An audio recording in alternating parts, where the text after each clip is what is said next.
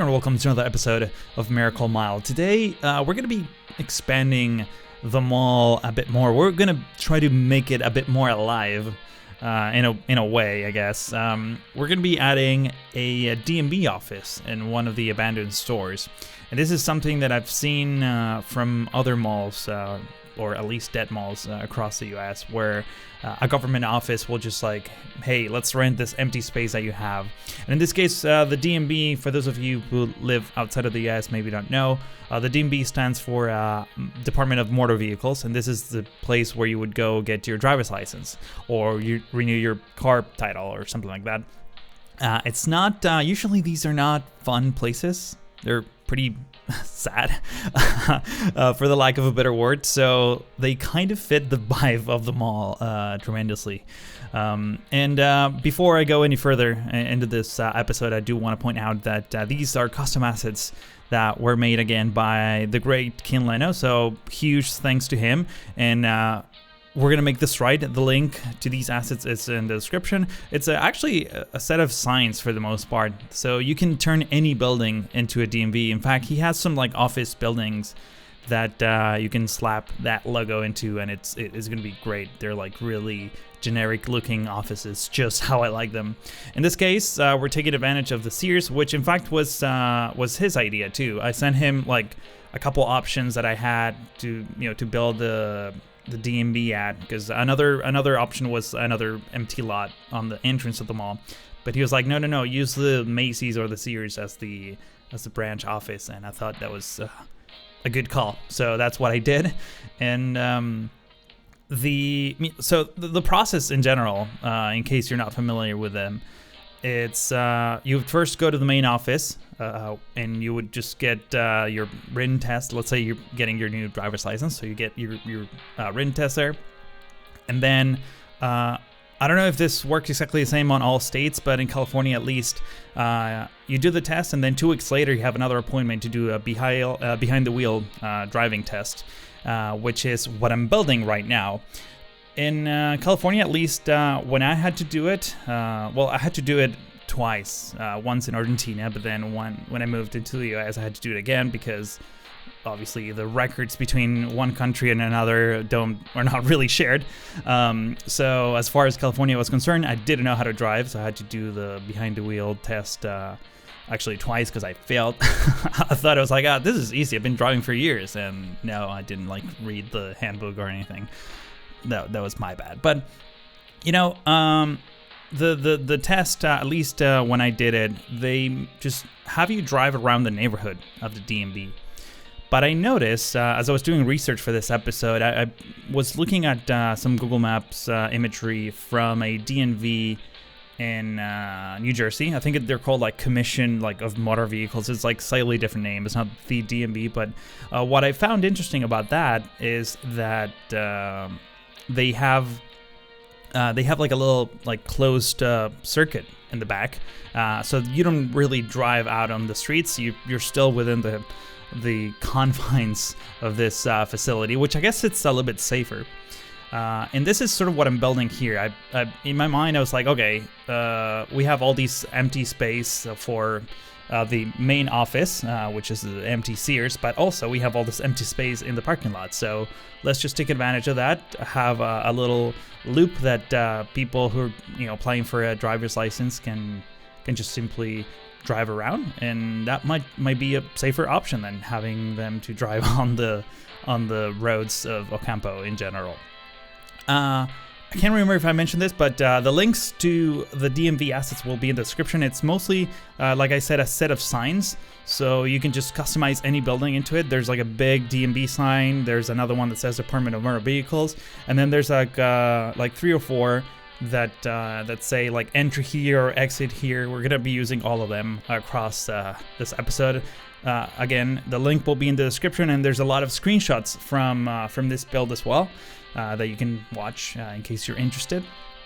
And there's that one that I'm putting in between all these lanes that says please pull forward, which is kind of brilliant. That came out really good. So there's gonna be 3 lanes for people to like stand in line waiting for their turn to be tested. This is usually how these are laid out.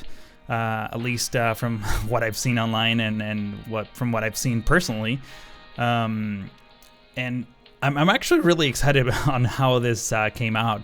Now, I guess in just a couple seconds, you're going to see me start turning the parking lots, or removing some of the parking lots that I had before. So the idea here is that, okay, we have all this empty space, and we're going to convert the existing pavement into this specific need that we have, which is, having people drive around in a loop.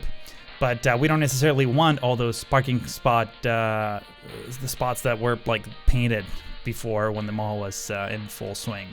So I'm gonna slowly, I already did that for the lanes area, but I'm slowly gonna start removing some of the parking lots. In this case, I'm adding some parking lots, but I'm also blocking them with these like warning security tapes, and also using these King Leno no parking signs, which I don't know. I don't think these are part of the DMV set. I think I got them from before, but these are 100% his. So if you're interested, make sure to check out his Steam Workshop. I'm sure you're gonna find them. Unfortunately, at some point, I think I lowered the terrain here for the road, and then those parking lots, even though they're still there, they kind of disappear. So the cinematics are somewhat invisible. But the idea was like, okay, we're gonna do the least amount of work in terms of converting this into what we need, especially because the mall may die, like fully die soon. So we don't want to like dump a lot of taxpayer money into this build. I guess that was sort of the idea. And I'm blocking off the rest of the parking lots because, I just don't want the people getting the driver's license to be confused, even though they're going to be sitting with someone from the DMV telling them what to do and where not to go and where to turn. But what I'm building here, which is what I saw at this New Jersey DMV thing, is they have like a couple of fake city blocks with some stop signs and some basic signage. And I used the same width of the parking lot roads that I had before, and just created 3 fake blocks. And I'm gonna, in just a few seconds, I'm gonna start adding signs to it. And also, since in my mind it's like they didn't want to spend a lot of money into converting this to this area, I overlaid or underlaid, I guess, in this point, this road right here, the parking lot road. So you can see the pavement in the bottom. In fact, in a second you're gonna see me add the parking lot. So they would only like scrape in my mind, they would only scrape the paint of those parking lots that were on the roads, on the new little city blocks that I'm putting together. But then they left the parking lot paint on the rest, because why would they spend money, getting rid of them when all they needed was just a little road right here. I tried my best to add all the road markings, making sure that everything is like up to code, or at least for the most part is up to code. I'm sure I missed something. There's gonna be one comment saying, "Oh, you forgot like a stop sign or like stop ahead sign or something." Yeah, sorry ahead of time, or sorry in advance, I guess is what I'm trying to say. But it's I think it's a pretty simple build. Lots of props everywhere, just so you know. I added a lot of cones too. There appears to be a lot of like random cones plopped in places that they maybe use to block certain areas every once in a while. So there's just like little clusters of cones, as you can see. And so this is sort of the first stage of the driving exam, I guess. This is, by the way, what I was mentioning a second ago. I'm always getting ahead of myself. But these spots right here, I figured, okay, let's keep them, in between the roads. And the roads were great because they were like at a higher Z-axis, so they just cover the parking lots. It was like perfect. That looks amazing. Except I later had to remove them because, believe it or not, cars were actually parking on that, and it looked totally weird. So I decided to get rid of the parking lots, but keep the actual pavement in the bottom layer of this section of the test area, and it works fine. It still looks really great. I wish I would have kept the parking lots. I know I can add decals, but it was like I felt like that was too much. It looked good enough without them, so I figured, hey, let's just keep it clean. And at the same time, I'm also adding all these decals just to mark where most of the traffic is going. I pretty much did that around this whole area, and I think it was a great addition to that.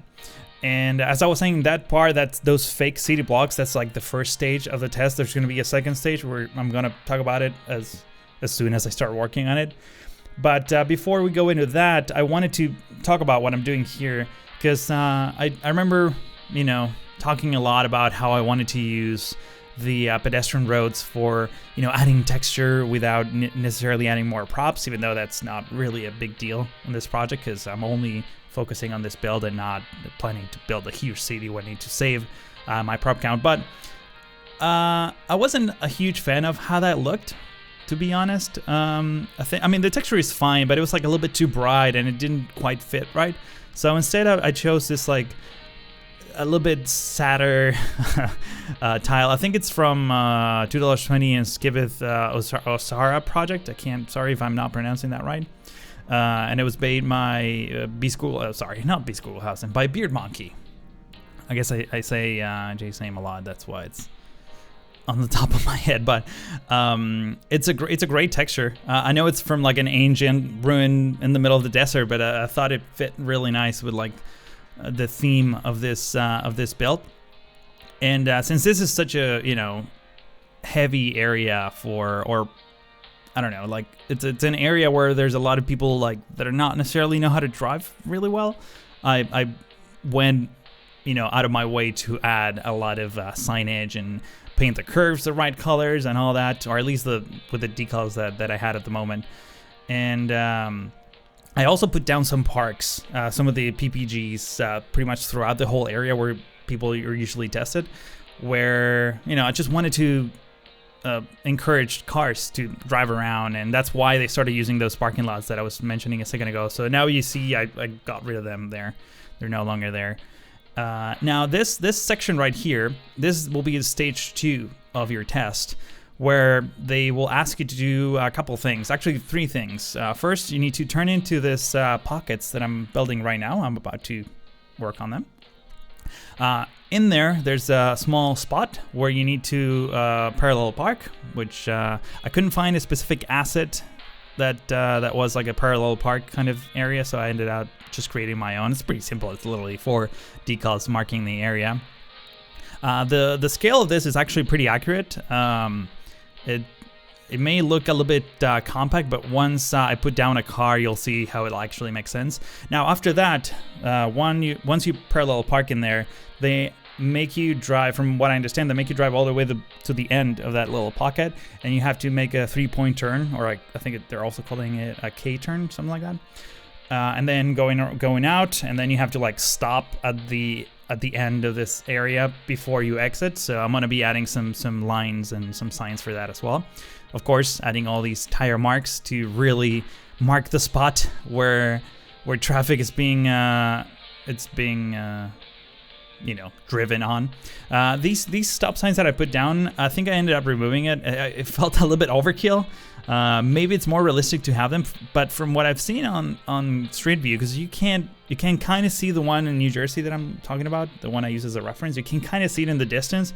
I didn't notice they had stop signs, but they do have all the lines for stopping and all that. So it felt a little bit overkill. I decided to get rid of it. But instead, I kept one of the stop signs on the other end. And I was trying different cars there to make sure that everything fit together. After that, after you're done with your test, whether or not you pass, you have to return to the other side of that like kind of toll booth area that I designed.